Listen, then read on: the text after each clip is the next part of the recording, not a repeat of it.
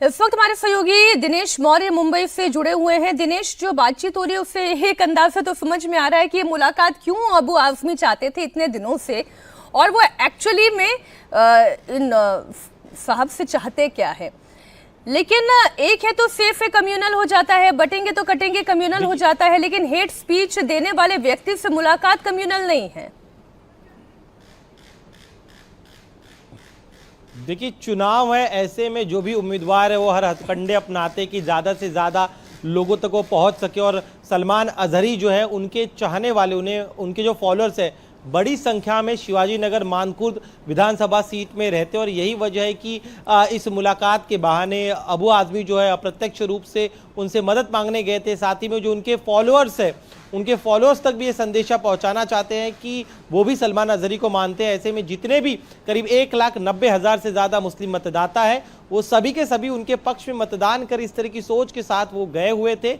लेकिन यहाँ पर इस मुलाकात के दौरान कहीं पर भी अपने खुले समर्थन का ऐलान अजहरी ने नहीं किया। उन्होंने इतना ही कहा है कि खुदा जो है उन्हें जीत अदा करे, क्योंकि उनके पास आए हैं तो स्वाभाविक है पॉजिटिव बातें करनी होती। लेकिन उन्होंने इतना ज़रूर कहा कि अगर आप जीत कर आते हैं अबू आजमी, तो आप ये वादा करिए कि नबी की शान में गुस्ताखी करने वालों के खिलाफ कड़ी कार्रवाई हो। साथ ही में इसको लेकर कानून बनाने की पहल जो है वो आप करेंगे। तो एक बड़ी शर्त जो है, अगर समर्थन देना होगा तो एक बड़ी शर्त सलमान अजहरी की तरफ से अबू आजमी की तरफ से के सामने रखी गई है। वहीं अबू आजमी के टीम का कहना है कि ये इस मुलाकात को सियासत से जोड़ना उचित नहीं है। वो चूंकि एक बड़ा चुनाव उनके लिए इस बार मुकाबला काफ़ी कड़ा है, तो ऐसे में जैसे कि आमतौर पे कोई भी उम्मीदवार जो मतदान के ठीक पहले अपने धार्मिक स्थल जाते हैं, अपने धार्मिक गुरुओं से मिलते हैं ताकि उनका आशीर्वाद मिल सके, उसी कड़ी में ये जो है सलमान अजहरी से उनकी मुलाकात हुई थी। और इस मुलाकात के दौरान उन्होंने एक मुस्लिम समाज की जो बड़ी मांग है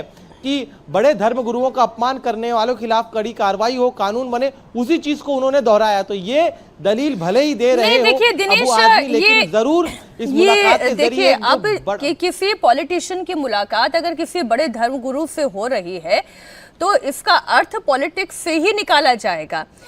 अब नोमानी जी जब खुले मंच से ये कह रहे हैं कि वोट कहां पर देना है और वोट हासिल करने के लिए क्या करना है, ऑटो में बैठ के निकलना होगा, एक एक घर तक पहुंचना होगा और कोशिश ये करनी होगी कि सारे मुसलमानों का वोट किसी एक यानी कि महाविकास अघाड़ी को जाए, तो यही कोशिश तो अबू आजमी भी कर रहे हैं। अगर वो ये कर रहे हैं तो फिर सीधा सीधा बोल क्यों नहीं देते कि ये कोशिश हो रही है।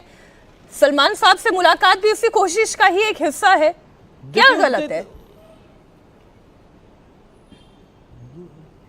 जी बिल्कुल सही कहा आपने। देखिए, सियासत बिना अपने मतों की लालच के अबू आजमी गए नहीं होंगे। जरूर उन्हें पता है कि सलमान अजहरी से मुलाकात होती है और इसकी तस्वीरें अगर सामने आती है तो जो बड़ी संख्या में हजारों फॉलोअर्स है, जैसे कि मैंने पहले कहा कि शिवाजी मानकुर्द नगर का जो इलाका है वहां पर बड़े पैमाने पर सलमान अजहरी के फॉलोअर्स है, जो सलमान अजहरी की तमाम तकरीरों को सुनते हैं, उनके एक एक इशारे को वो मानते हैं। ऐसे में इस मुलाकात के जरिए अबू आजमी का प्रयास यही है कि इन तमाम फॉलोअर्स को जो है अपने तरफ जो है कन्वर्ट किया जाए, इनका वोट जो है वो हासिल किया जाए। और यही प्रयास था अबू आजमी का। और ये साफ तौर पे कह भी रहे कि वहां पर 5 मुस्लिम उम्मीदवार खड़े हैं, अगर वोटों का बंटवारा होता है तो नुकसान हो सकता है। तो कहीं ना कहीं उनका सियासी मकसद साफ था, चुनाव के ठीक पहले यह मुलाकात करना।